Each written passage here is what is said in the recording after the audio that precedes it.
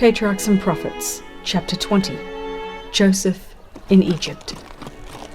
Meanwhile, Joseph, with his captors, was on the way to Egypt.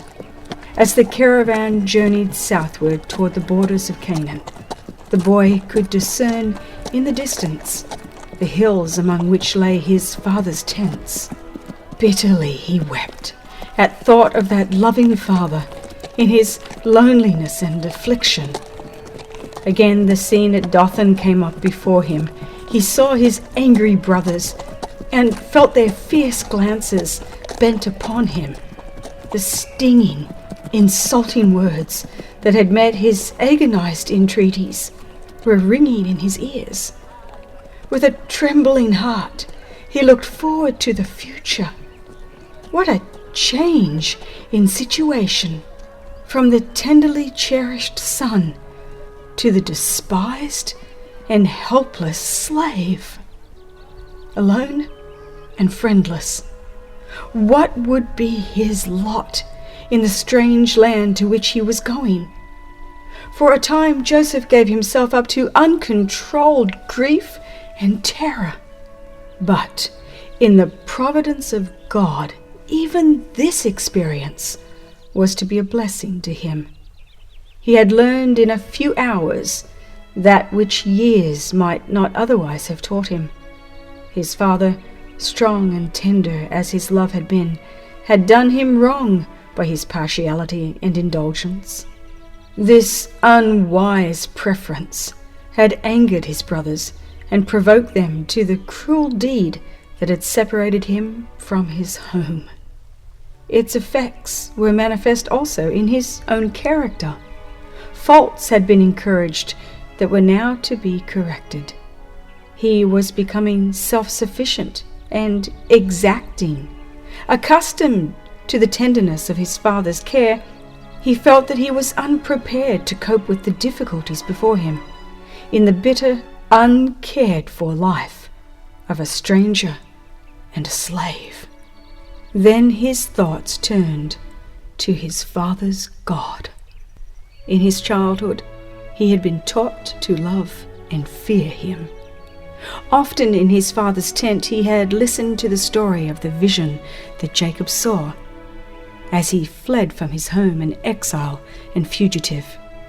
He had been told of the Lord's promises to Jacob and how they had been fulfilled. How, in the hour of need, the angels of God had come to instruct, comfort, and protect him. And he had learned of the love of God in providing for men a Redeemer. Now, all these precious lessons came vividly before him. Joseph believed that the God of his fathers would be his God.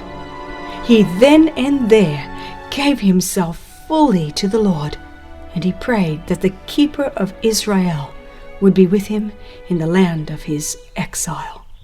His soul thrilled with the high resolve to prove himself true to God, under all circumstances to act as became a subject of the King of Heaven. He would serve the Lord with undivided heart. He would meet the trials of his lot with fortitude and perform every duty with fidelity. One day's experience had been the turning point in Joseph's life. Its terrible calamity had transformed him from a petted child to a man, thoughtful, courageous, and self-possessed. Arriving in Egypt, Joseph was sold to Potiphar, captain of the king's guard, in whose service he remained for 10 years. He was here exposed to temptations of no ordinary character. He was in the midst of idolatry. The worship of false gods was surrounded by all the pomp of royalty, supported by the wealth and culture of the most highly civilized nation then in existence. Yet Joseph preserved his simplicity and his fidelity to God. The sights and sounds of vice were all about him, but he was as one who saw and heard not. His thoughts were not permitted to linger upon forbidden subjects. The desire to gain the favor of the Egyptians could not cause him to conceal his principles. Had he attempted to do this, he would have been overcome by temptation. But he was not ashamed of the religion of his fathers, and he made no effort to hide the fact that he was a worshipper of Jehovah. And the Lord was with Joseph, and he was a prosperous man. And his master saw that the Lord was with him, and that the Lord made all that he did to prosper in his hand. Potiphar's confidence in Joseph increased daily, and he finally promoted him to be his steward, with full control over all his possessions. And he left all that he had in Joseph's hand, and he knew not aught he had, save the bread which he did eat. The marked prosperity which attended everything placed under Joseph's care was not the result of a direct miracle, but his industry, care, and energy were crowned with the divine blessing. Joseph attributed his success to the favor of God, and even his idolatrous master accepted this as the secret of his unparalleled prosperity. Without steadfast, well-directed effort, however, success could never have been attained. God was glorified by the faithfulness of his servant. It was his purpose that in purity and uprightness, the believer in God should appear in marked contrast to the worshippers of idols, that thus the light of heavenly grace might shine forth amid the darkness of heathenism. Joseph's gentleness and fidelity won the heart of the chief captain, who came to regard him as a son rather than a slave. The youth was brought in contact with men of rank and learning, and he acquired a knowledge of science, of languages, and of affairs, an education needful to the future prime minister of Egypt. But Joseph's faith and integrity were to be tested by fiery trials. His master's wife endeavored to entice the young man to transgress the law of God. Heretofore he had remained untainted by the corruption teeming in that heathen land. But this temptation, so sudden, so strong, so seductive, how should it be met? Joseph knew well what would be the consequences of resistance. On the one hand were concealment, favor, and rewards. On the other, disgrace, imprisonment, perhaps death. His whole future life depended upon the decision of the moment. Would principle triumph? Would Joseph still be true to God? With inexpressible anxiety, angels looked upon the scene. Joseph's answer reveals the power of religious principle. He would not betray the confidence of his master on earth, and whatever the consequences, he would be true to his master in heaven. Under the inspecting eye of God and holy angels, many take liberties of which they would not be guilty in the presence of their fellow men. But Joseph's first thought was of God. How can I do this great wickedness and sin against God? He said. If we were to cherish an habitual impression that God sees and hears all that we do and say, and keeps a faithful record of our words and actions, and that we must meet it all, we would fear to sin. Let the younger ever remember that wherever they are and whatever they do, they are in the presence of God. No part of our conduct escapes observation. We cannot hide our ways from the Most High. Human laws, though sometimes severe, are often transgressed without detection, and hence with impunity. But not so with the law of God. The deepest midnight is no cover for the guilty one. He may think himself alone, but to every deed there is an unseen witness.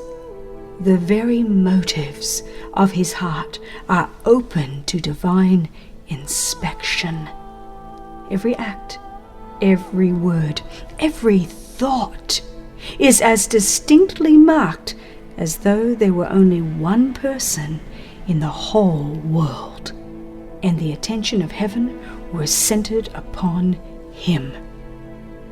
Joseph suffered for his integrity, for his tempter revenged herself by accusing him of a foul crime and causing him to be thrust into prison. Had Potiphar believed his wife's charge against Joseph, the young Hebrew would have lost his life, but the modesty and uprightness that had uniformly characterized his conduct were proof of his innocence. And yet, to save the reputation of his master's house, he was abandoned to disgrace and bondage. At the first, Joseph was treated with great severity by his jailers. The psalmist says his feet they hurt with fetters. He was laid in chains of iron until the time that his word came to pass. The word of the Lord tried him. But Joseph's real character shines out even in the darkness of the dungeon. He held fast his faith and patience. His years of faithful service had been most cruelly repaid, yet this did not render him morose or distrustful. He had the peace that comes from conscious innocence, and he trusted his case with God. He did not brood upon his own wrongs, but forgot his sorrow in trying to lighten the sorrow of others. He found a work to do, even in the prison. God was preparing him in the school of affliction for greater usefulness, and he did not refuse the needful discipline. In the prison, witnessing the results of oppression and tyranny and the effects of crime, he learned lessons of justice, sympathy, and mercy that prepared him to exercise power with wisdom and compassion. Joseph gradually gained the confidence of the keeper of the prison and was finally entrusted with the charge of all the prisoners. It was the part he acted in the prison, the integrity of his daily life, and his sympathy for those who were in trouble and distress that opened the way for his future prosperity and honor. Every ray of light that we shed upon others is reflected upon ourselves. Every kind and sympathizing word spoken to the sorrowful, every act to relieve the oppressed, and every gift to the needy, if prompted by a right motive, will result in blessings to the giver. The chief baker and chief butler of the king had been cast into prison for some offense, and they came under Joseph's charge. One morning, observing that they appeared very sad, he kindly inquired the cause and was told that each had a remarkable dream, of which they were anxious to learn the significance. "Do not interpretations belong to God?" said Joseph. "Tell me them, I pray you." As each related his dream, Joseph made known its import.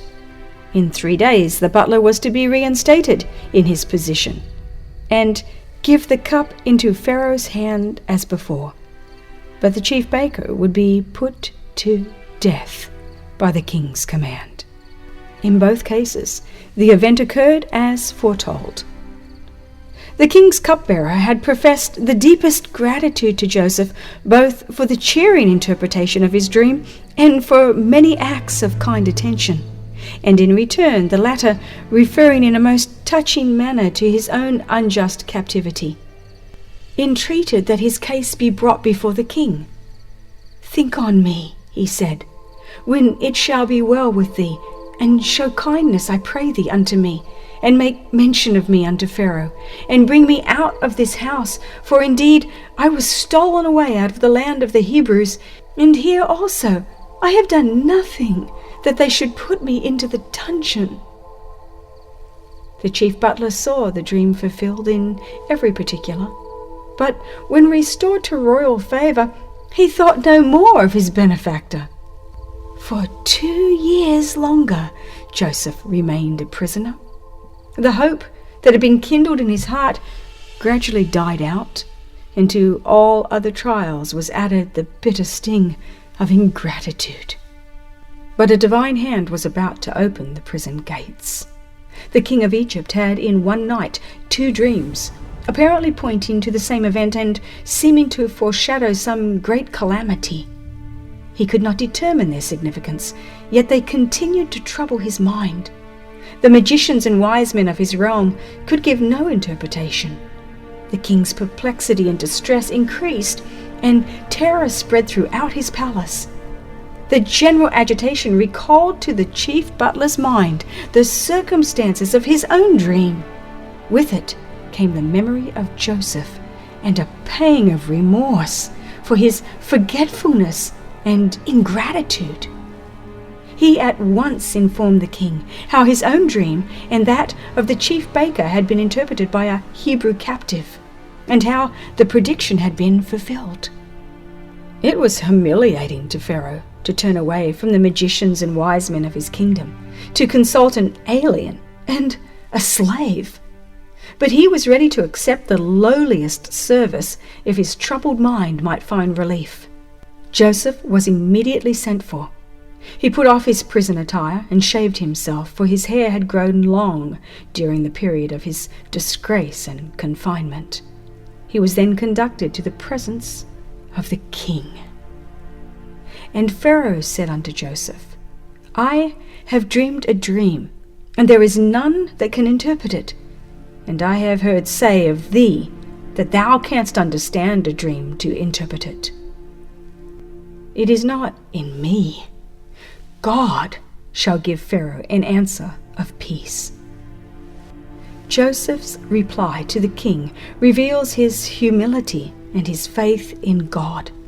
His modesty disclaims the honor of possessing in himself superior wisdom. It is not in me.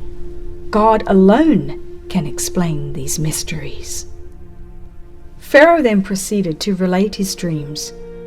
Behold, I stood upon the bank of the river, and behold, there came up out of the river 7 kin, fat-fleshed and well-favored, and they fed in a meadow. And behold, 7 other kin came up after them, poor and very ill-favored and lean-fleshed, such as I never saw in all the land of Egypt for badness. And the lean and the ill-favored kin did eat up the first 7 fat kin. And when they had eaten them up, it could not be known that they had eaten them up, but they were still ill-favored as at the beginning. So I awoke. And I saw in my dream, and behold, 7 ears came up in one stalk, full and good, and behold, 7 ears withered, thin, and blasted with the east wind, sprang up after them, and the thin ears devoured the 7 good ears. And I told this unto the magicians, but there was none that could declare it to me. The dream of Pharaoh is one, said Joseph. God hath showed Pharaoh what he is about to do. There were to be 7 years of great plenty. Field and garden would yield more abundantly than ever before, and this period was to be followed by 7 years of famine. And the plenty shall not be known in the land by reason of that famine following, for it shall be very grievous. The repetition of the dream was evidence both of the certainty and nearness of the fulfillment. Now therefore, he continued, let Pharaoh look out a man discreet and wise, and set him over the land of Egypt. Let Pharaoh do this, and let him appoint officers over the land, and take up the 5th part of the land of Egypt in the 7 plenteous years, and let them gather all the food of those good years that come, and lay up corn under the hand of Pharaoh, and let them keep food in the cities, and that food shall be for store to the land against the 7 years of famine. The interpretation was so reasonable and consistent, and the policy which it recommended was so sound and shrewd, that its correctness could not be doubted. But who was to be entrusted with the execution of the plan? Upon the wisdom of this choice depended the nation's preservation. The king was troubled, For some time, the matter of the appointment was under consideration. Through the chief butler, the monarch had learned of the wisdom and prudence displayed by Joseph in the management of the prison. It was evident that he possessed administrative ability in preeminent degree. The cupbearer, now filled with self-reproach, endeavored to atone for his former ingratitude by the warmest praise of his benefactor, and further inquiry by the king proved the correctness of his report. In all the realm, Joseph was the only man gifted with wisdom to point out the danger that threatened to the kingdom, and the preparation necessary to meet it. And the king was convinced that he was the one best qualified to execute the plans which he had proposed. It was evident that a divine power was with him, and that there were none among the king's officers of state so well qualified to conduct the affairs of the nation at this crisis. The fact that he was a Hebrew and a slave was of little moment when weighed against his evident wisdom and sound judgment. Can we find such a one as this is, a man in whom the Spirit of God is? Said the king to his counselors. The appointment was decided upon, and to Joseph the astonishing announcement was made. Forasmuch as God hath showed thee all this, there is none so discreet and wise as thou art. Thou shalt be over my house, and according unto thy word shall all my people be ruled. Only in the throne will I be greater than thou. The king proceeded to invest Joseph with the insignia of his high office, and Pharaoh took off his ring from his hand and put it upon Joseph's hand, and arrayed him in vestures of fine linen, and put a gold chain about his neck, and he made him to ride in the second chariot which he had, and they cried before him, Bow the knee. He made him lord of his house, and ruler of all his substance, to bind his princes at his pleasure, and teach his senators wisdom. From the dungeon Joseph was exalted to be ruler over all the land of Egypt. It was a position of high honor, yet it was beset with difficulty and peril. One cannot stand upon a lofty height without danger. As the tempest leaves unharmed the lowly flower of the valley, while it uproots the stately tree upon the mountain top, so those who have maintained their integrity in humble life may be dragged down to the pit by the temptations that assail worldly success and honor. But Joseph's character bore the test alike of adversity and prosperity. The same fidelity to God was manifest when he stood in the palace of the pharaohs as when in a prisoner's cell. He was still a stranger in a heathen land, separated from his kindred, the worshippers of God, but he fully believed that the divine hand had directed his steps, and in constant reliance upon God, he faithfully discharged the duties of his position. Through Joseph, the attention of the king and great men of Egypt was directed to the true God, and though they adhered to their idolatry, they learned to respect the principles revealed in the life and character of the worshipper of Jehovah. How was Joseph enabled to make such a record of firmness of character, uprightness, and wisdom? In his early years, he had consulted duty rather than inclination, and the integrity, the simple trust, the noble nature of the youth bore fruit in the deeds of the man. A pure and simple life had favored the vigorous development of both physical and intellectual powers. Communion with God through his works and the contemplation of the grand truths entrusted to the inheritors of faith had elevated and ennobled his spiritual nature, broadening and strengthening the mind as no other study could do. Faithful attention to duty in every station, from the lowest to the most exalted, had been training every power for its highest service. He who lives in accordance with the Creator's will is securing to himself the truest and noblest development of character. The fear of the Lord, that is wisdom, and to depart from evil is understanding. There are few who realize the influence of the little things of life upon the development of character. Nothing with which we have to do is really small.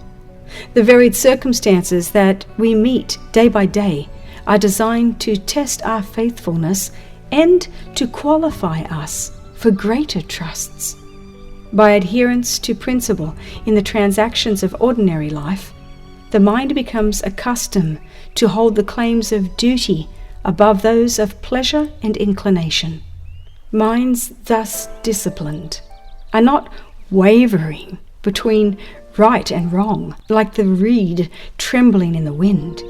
They are loyal to duty because they have trained themselves to habits of fidelity and truth. By faithfulness in that which is least, they acquire strength to be faithful in greater matters. An upright character is of greater worth than the gold of Ophir. Without it, none can rise to an honorable eminence. But character is not inherited. It cannot be bought. Moral excellence and fine mental qualities are not the result of accident. The most precious gifts are of no value unless they are improved. The formation of a noble character is the work of a lifetime and must be the result of diligent and persevering effort. God gives opportunities.